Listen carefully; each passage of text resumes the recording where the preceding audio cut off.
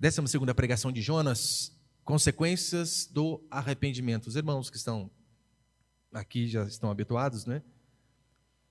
Estamos começando mais uma pregação de Jonas, 12ª, e a gente vai terminar hoje, se Deus permitiu, capítulo 3 aí. Acompanhe comigo do versículo 5 em diante, por favor, meus irmãos. Jonas 3, 5. Os habitantes de Nínive creram em Deus e decretaram um jejum e vestiram-se de pano de saco, do mais rico ao mais pobre. A notícia também chegou ao rei de Nínive. Ele se levantou do trono e, tirando o manto, cobriu-se de pano de saco e sentou-se sobre as cinzas. Então, fez uma proclamação e uma publicação em Nínive, por decreto do rei e dos seus nobres, que nem um homem, nem animais, nem bois, nem ovelhas provem coisa alguma, não comam e nem bebam água. Olha que jejum rigoroso, hein? Mas sejam cobertos de pano de saco, tanto os homens como os animais, e clamem com fervor a Deus, e cada um se converta do seu mau caminho e da violência de suas mãos. Talvez Deus se volte, arrependa-se e afaste o furor da sua ira, de modo que não morramos. Verso 10. E Deus viu o que eles fizeram, como se converteram de seu mau caminho, então arrependeu-se do castigo que lhes enviara e não o executou. Até aí tá bom, olha para cá, por favor. Na última quarta-feira, eu preguei sobre a primeira parte aqui de Jonas, capítulo 3, onde nós vemos que Jonas, ele de fato proclama a mensagem ao qual Deus o tinha designado. E no hebraico, eu expliquei para os irmãos, essa mensagem ela era de apenas 5 palavras, literalmente. A nossa melhor tradução é essa daqui, né? Ainda 40 dias e Nínive será destruída. Apenas essa mensagem de Jonas. Olha, daqui 40 dias vocês vão ser destruídos. Acabou. Esse foi o sermão dele. E diz a Escritura que aqueles homens perversos, como diz aqui o próprio texto, eles eram perversos, já expliquei ao longo das quartas-feiras para os irmãos, eram pessoas extremamente brutais quando capturavam exércitos inimigos, arrancavam a língua, cortavam a cabeça, enterravam e deixavam a cabeça para fora, empalavam os seus inimigos, que é você pegar uma estaca, enfiar no orifício retal até sair pela boca e deixar fincado na areia para que a pessoa morresse lentamente. Eles descamisavam seus adversários, literalmente arrancaram a pele. Era um povo perverso. Então diz a Escritura que Jonas, ele vem e prega este sermão de 5 palavras. E o que fez, né? E você devemos perguntar, como assim? Qual o poder na mensagem para que aquelas pessoas perversas pudessem se arrepender tanto? Talvez se Jonas fosse um pregador contemporâneo, se Jonas vivesse no século ao qual nós vivemos, no mundo, no país ao qual nós vivemos, a mensagem de Jonas dificilmente seria essa daqui. Se Jonas vivesse em nossa época, talvez ele seria incentivado pela maioria dos pastores que parecem coaches a evangelizar da seguinte forma: Jonas, vá ao centro de Nínive, vá no semáforo de Nínive e ali pegue cartazes, sinal vermelho, pare ali, abra um cartaz escrito assim: Jesus te ama, volte para ele. Ou vá com uma camisetinha vermelha escrito: quer um abraço? Preciso de um abraço? Talvez Jonas iria por esse caminho, mas você percebeu que não foi essa a mensagem dele? A mensagem que fez aqueles homens perversos se arrependerem de seus pecados foi a mensagem do juízo. Juízo, arrependimento. A síntese da mensagem de Jesus Cristo. Eles pegam 3 anos de ministério de Jesus Cristo e resumem em apenas uma frase, o conteúdo da sua mensagem. Sabe qual era? Arrependei-vos, porque está próximo o reino dos céus. É claro, não era só isso que ele pregava, não era só isso que ele falava, mas os evangelistas, ao sintetizar a mensagem de Jesus Cristo, eles optaram por usar esta frase: arrependei-vos, porque está próximo o reino dos céus. Esta é a mensagem que está na Escritura, a mensagem de arrependimento, de ira. Tanto é que Martin Lloyd Jones vai dizer assim: se nós retiramos a ira de Deus da Escritura, sobra bem pouca coisa para ser pregado. É por isso que realmente eu não consigo entender como, semana após semana, domingo após domingo, quarta após quarta, pregadores, pastores conseguem vir aos púlpitos, abrirem as suas Bíblias e nunca pregarem sobre o juízo. Nunca pregarem sobre o pecado, nunca confrontarem, nunca pregarem sobre arrependimento. Ora, qual escritura eles estão lendo? Se nós formos só um pouco, honesto com a palavra do Senhor, nós veremos que este tema é um tema recorrente. É por isso que pregar de forma mais positiva, assim como nós fazemos, né? Não dá para pular. E você vê que constantemente Deus chama o povo ao arrependimento. Ele fala sobre casamento? Fala. Ele fala sobre como criar filhos? Fala. Ele fala como nos relacionarmos com as pessoas no trabalho? Fala. Como nos comportarmos em sociedade? Óbvio que fala. Como administrarmos nossas vidas financeiras? Sim. Essa é a sequência natural, a sequência lógica. Veja, aqui no versículo 5 e 6, os habitantes de Nínive, eles creram, eles jejuaram, eles se humilharam, eles se arrependeram de suas perversidades por conta do quê? Da mensagem.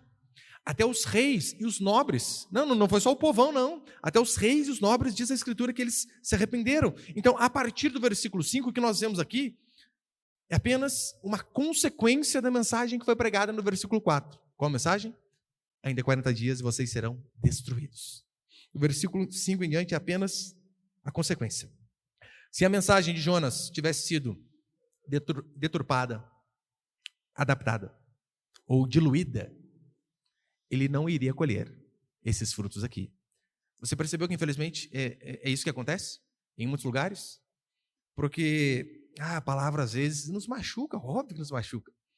Então, os pregadores, em geral, eles fazem uma força ali, né, olha, vamos dar uma diluída aqui, porque vai que fulano gosta, vai que fulano fica chateado. Então, com medo de chatear as pessoas, acabam chateando a Deus. Eu não estou dizendo, né, chatear as pessoas por falta de sabedoria, por ignorância, coisa que eu já fiz muitas vezes. Às vezes acontece, né? Imaturidade, ignorância, falta de sabedoria faz com que a gente possa chatear alguém. Mas não pela palavra. Se a palavra em si ofender, a pessoa precisa reavaliar para ver se o que está ofendendo ela é a palavra ou o pregador. Na maioria das vezes ela acaba querendo dar uma desculpinha ali, né? Não gostei disso, daquilo. É porque é confrontada pela mensagem. Então não podemos entregar outra mensagem que não seja essa. Foi exatamente o que Jonas fez. Se ao invés de pregar o arrependimento, nós pregarmos apenas a segunda parte da Escritura, que é o reino dos céus, porque essa é a mensagem completa, né? Arrependei-vos porque está próximo o reino dos céus. Nós não podemos cair num extremo nem no outro extremo. Não podemos ser aqueles pastores bravos de tudo que só falam de arrependimento. Que até para falar que Jesus te ama, fala, Jesus não, você ama, mas também... Cuidado, fica latindo, né? Para falar que Jesus te ama. Aos berros. Mas não podemos cair, talvez, no outro extremo, que é muito pior. Aquilo que só prega sobre o amor, sobre o reino dos céus, sobre venha e Jesus te aceita do jeito que você é. Aleluia. Não podemos cair nesse extremo. Se deixarmos de pregar sobre a ira e o juízo de Deus, não haverá temor diante de Deus nas pessoas. É por isso que essa mensagem deve ser pregada constantemente. É tão certo que Paulo, quando ele vai pregar a Félix, em Atos capítulo 24, Félix era um governante. É mais ou menos um pastor indo lá no Palácio do Alvorada, pregar para os petistas, imagina, hein? Que coisa. Paulo, ele vai a Félix e olha o que diz, Atos 24. Passados alguns dias, vindo Félix e Drúxula, esposa dele, sua mulher, que era judia, mandou chamar Paulo e passou a ouvi-lo a respeito da fé em Jesus Cristo. Paulo estava preso, eles foram lá e chamaram Paulo. Dissertando ele acerca da justiça, do domínio próprio e do juízo vindouro, ficou Félix amedrontado e disse, por agora podes retirar-se. E quando eu tiver vagar, chamar-te-ei. Pregou sobre o que, Paulo? Justiça, domínio próprio e juízo vindouro. Então diz a Escritura que um rei, ao ouvir um servo do Senhor pregar sobre juízo vindouro, ele ficou amedrontado. Você consegue imaginar um rei apavorado de ouvir a mensagem de um simples prisioneiro? É isso que acontece na igreja hoje. As pessoas vêm e elas não saem amedrontadas. Por vezes elas vêm cheias de pecado e saem felizes consigo mesmo. Por quê? Porque o pastor acabou de falar, você é espelho que reflete a imagem do Senhor. A pessoa, ela chega assim, eu acho que eu sou mau, mas ela ouve o pastor dizendo, não, você é preciosidade, raridade. Ela sai dali sem querer mudar de forma alguma. Porque não ouve essa mensagem aqui. O evangelho de hoje está em decadência. Nós chegamos ao absurdo, queridos, de pastor, de igreja grande, dizer assim, o gay tem que ter orgulho de ser gay. pastor. Nós chegamos ao absurdo de pastor de igreja tradicional dizer que a Bíblia precisa ser atualizada. E esse mesmo pastor que diz que a Bíblia precisa ser atualizada chama Priscila Alcântara para cantar de novo na sua igreja, para louvar. Sabe quem é Priscila Alcântara, né? Aquela que no sábado canta sentadona, e sentadona ali não é no sofá, não. É naquilo mesmo. Que no sábado canta sentadona, mas domingo canta e louva ao Senhor. Esse é o absurdo que nós temos chegado. Em Malaquias 3,18 diz que nós veríamos a diferença entre o justo e o ímpio, entre aquele que serve e o que não serve a Deus. Mas hoje em dia essa diferença tem sumido. A gente não vê. Dificilmente nós conseguimos olhar para uma pessoa e, com base em seu comportamento, no que ela fala, como ela se veste, dizer, olha, essa pessoa aqui é diferenciada. Por quê? O mundo tem entrado dentro da igreja, em vez da igreja influenciar o mundo. Não há diferença mais. Tanto é que, fala isso, não é triste, às vezes, você está lá no seu trabalho e fala, eu sou cristão. A pessoa, você, não acredito. Mas isso é uma decepção tão grande, né? Porque realmente hoje não há diferença. A roupa é a mesma, o modo de falar é o mesmo, de se vestir, de se relacionar. Eu sempre lembro o exemplo de Pedro. Lembra Pedro? Pedro, ele foi reconhecido pelo modo que ele falava. Mesmo negando a Jesus Cristo. Lembra a mulher ali? Você é um deles, rapaz. Você estava com ele. Pedro, não estava não. Juro por Deus que eu não sei quem era Deus. Não sei não. E a mulher, não estava assim. Não estava. Ela fala assim, claro que eu estava, rapaz. Seu modo de falar te denuncia. Dá para ver. Você fala igual ele. Você estava junto com ele. A igreja, infelizmente, ela tem ido para um caminho tão perdido, tão perdido. Eu vou dar um exemplo para você de coisa que eu passei triste, né? Eu fui a uma conferência ano passado, acho que ano passado, de igreja reformada. Igreja reformada, igual nós. Grande, tradicional. E fomos 4 pastores de nossa igreja. Eu, o pastor Rodrigo Mocelinho, o pastor Michael e o pastor Anderson. E eu lembro que nós estávamos, antes de começar o culto, né? E olha quem foi nessa conferência. John Piper, Augusto Nicodemos. Você vê que é o pessoal top mesmo. E eu lembro que nós estávamos sentados assim na fileira no banco. E logo à nossa frente, tinha um rapaz e a namorada sentada no colo dele, no banco da igreja. Espero que seja namorada, pelo menos, né? Dos males menores, né? E os dois davam aqueles beijão de língua dentro da igreja, sentado no colo do cara. Eu ficava assim, gente do céu, que lugar que eu tô. Não é possível, não é possível. Daí depois chegou o pastor da igreja, óbvio, né, para começar o culto. Na hora que o cara chegou aquele estilosão, sabe aquelas calças mais justas que Deus, né? Verdadinha. Deus é justo, mas a calça do pastor ali é fenomenal. Olha como ele cumprimentava a igreja. Fala, galera, boa noite. Não, eu falei, tá explicado, esses dois atarracados, um no colo do outro beijando aqui. Tá explicado. É porque o pessoal quer ser tão liberal, né? Parecer tanto com as pessoas para atraí-las, que eles não veem. Será que é ser religioso demais, né? Começar o culto assim? A paz do Senhor, boa noite. Não é religioso demais, né? Vai para os irmãos, olha, uma irmã veio aqui para a nossa igreja, e ela falou que ela tomou um susto quando eu fui começar o culto e disse assim, abra sua Bíblia comigo no Evangelho de Lucas. Como assim, pastor? Abra a Bíblia? Que abre o quê, criatura? Falei, não, que da onde que eu vim lá, né? São exposições de livros, de autores, não sei o que. É isso aí, o culto gira em torno disso. Semana da saúde, depois a semana do bem-estar, depois a semana da coisa. Gente, que tristeza, que tristeza. Nós não iremos ver as consequências que ocorreram aqui no versículo 5 se nós adaptarmos o Evangelho, diluirmos o Evangelho, pregarmos um Evangelho raso, superficial. Não vamos ver de forma nenhuma. Como dizia Paul Washer, né, como não há mais poder de Deus em nossos ministérios, usemos de todos os artifícios mundanos para manter defuntos se movendo. É isso que a igreja faz. Ela oferece entretenimento, a maioria. Quer que o povo se sinta bem. É por isso que a igreja de Deus ela tem a cada dia mais se parecido com o mundo.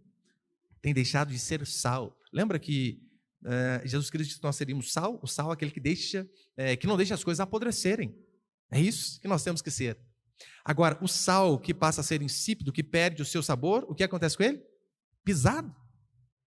E esses que vão pelo caminho do progressismo, do liberalismo teológico, esses que seguem esse caminho de não podemos ser tão radicais assim.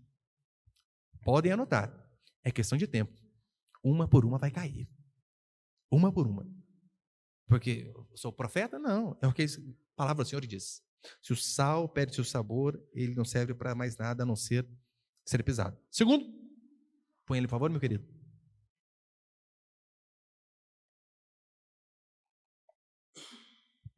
Segundo princípio, a fé sem obras é morta. Versículos 5 e 6, acompanha comigo, por favor.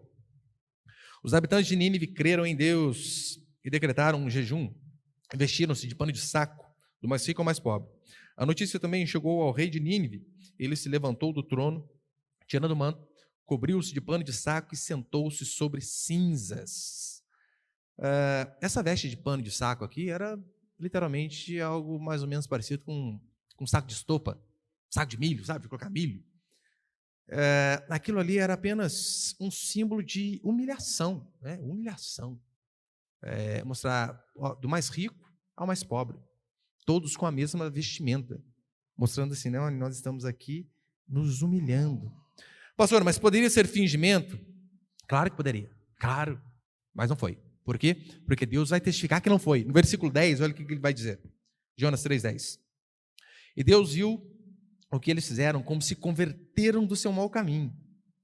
Deus viu o que eles fizeram e como se converteram do seu mau caminho. Ou seja, Deus está testificando que aqueles homens e mulheres tiveram um arrependimento verdadeiro. E é importante você lembrarmos que a fé sem obras, como diz Tiago, ela é morta. Veja, aqui eles jejuaram. Lembra que nós lemos aqui? Ficaram sem comer e sem beber água. Isso que é jejum de verdade. Então, quando você for jejuar, pastor, eu posso jejuar de Instagram? Não, claro que não. Jejuar de televisão. Tem um povo que quer jejuar dessas coisas, pelo amor de Deus. Você morre sem isso, apesar que tem uns que morrem, né? Tirou o Instagram, o Facebook. Da crise de abstinência. Mas jejum está relacionado à comida mesmo. À humilhação. Aqui, no caso, sem água. Alguns estudos aí vão dizer que a gente pode ficar no máximo 3 dias, né, sem beber água. Mas tamanha era a humilhação dessas pessoas aqui. Eles se humilharam e não apenas mostraram arrependimento externo, mas também rasgaram o coração. E a prova foi que o próprio Deus testificou. Porque Tiago 2,17, Tiago vai dizer assim: assim também a fé por si mesma é morta, se não tiver obras. Mas alguém dirá: tu tens fé? E eu tenho obras. Mostre-me a tua fé sem obras, e eu te mostrarei a minha fé por meio de minhas obras. Você diz que tem fé? Eu vou mostrar para você a minha fé através das minhas obras. Você sabe, né? A fé, ela é algo abstrato, algo imaterial. Não tem como a gente pegar a fé, segurá-la, não tem como. O arrependimento confessado com a boca e até com lágrimas, ele pode não ser verdadeiro, claro que pode. A pessoa pode vir ao culto e chorar litros de água e mesmo assim ser um falso arrependimento. A não ser que este arrependimento seja seguido de mudanças de atitude. Isso aqui é fundamental para mostrar um arrependimento verdadeiro. Não é isso que Jesus Cristo vai dizer? A árvore nós reconhecemos como? Pelos frutos. O arrependimento também. Frutos de arrependimento. Lutero tem uma frase magnífica dele que Lutero vai dizer assim: não voltar a fazer determinada coisa é a essência do mais verdadeiro arrependimento. Não voltar a fazer determinada coisa é a essência do mais verdadeiro arrependimento. Eu, com todas as vênias possíveis, né, eu discordo um pouco de Lutero aqui.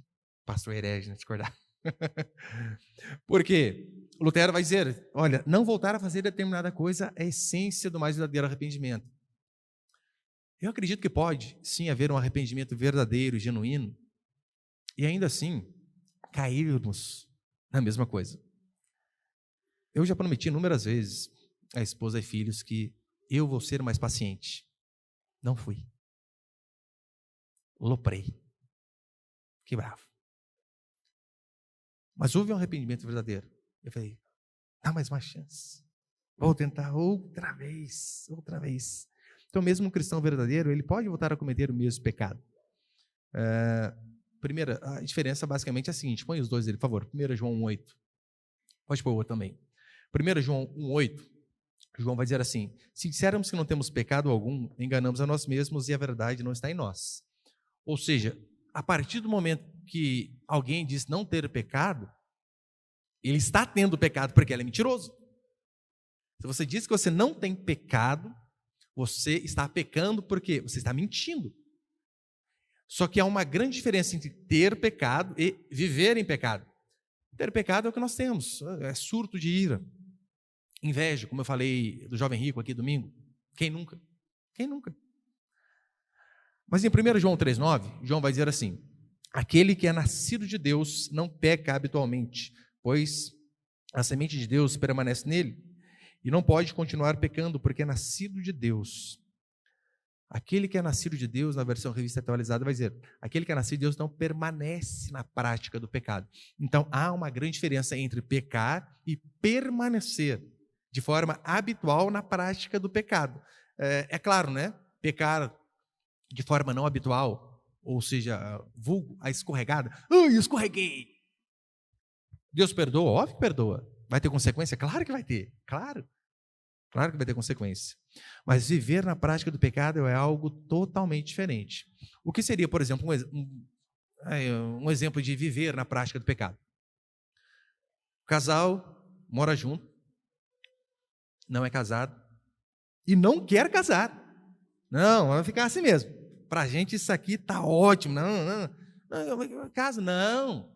Uma vez tinha um casal na nossa igreja que, depois de muito tempo, a gente falando: fulano, vocês precisam casar.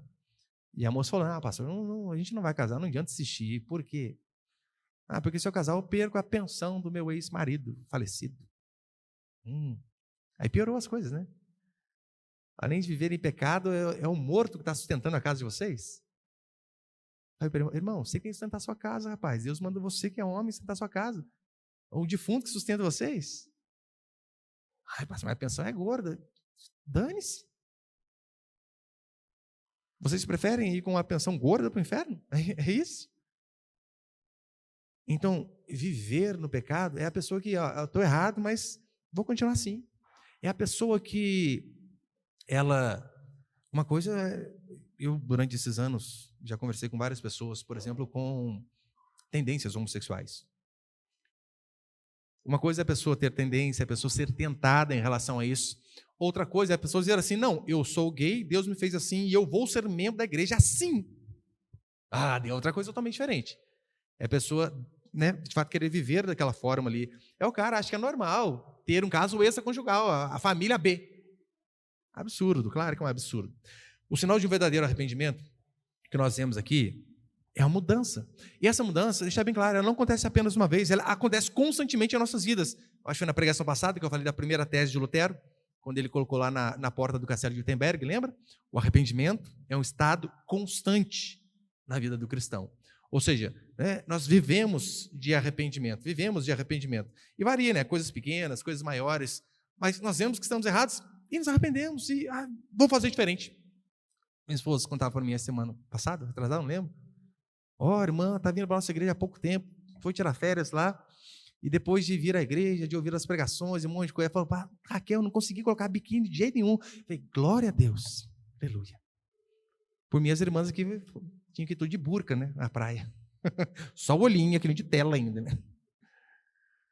Mas é ser transformado dia a dia e sendo mudado a cada dia.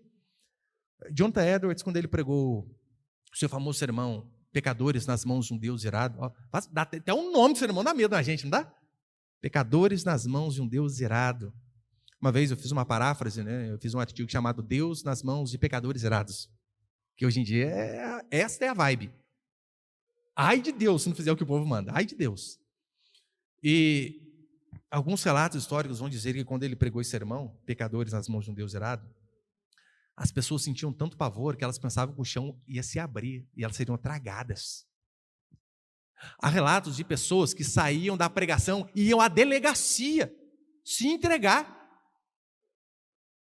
Aí o delegado: por quê? Não, eu cometi pecado, que pecado? Eu desejei uma pessoa que... Não, eu não posso prender você por conta disso. Eu mereço. Tamanho era o temor que essas pessoas tinham. Se ver como miserável é a porta de entrada para o céu. Não há outro caminho. Lembra o jovem rico que eu preguei domingo? O jovem rico, ele perdeu a oportunidade porque ele achava que seus méritos, as suas obras, seriam capazes de o salvar. E não foram. É necessário confessar o pecado, confessar que se é pecador, e é necessário andar em arrependimento. Isso é fundamental. Não pode haver, uma cisão, uma separação entre aquilo que nós falamos e a vida que vivemos.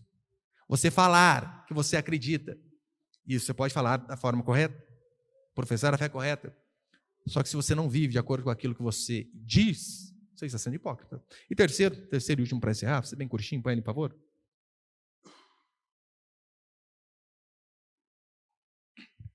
Terceiro, a misericórdia de Deus é uma possibilidade.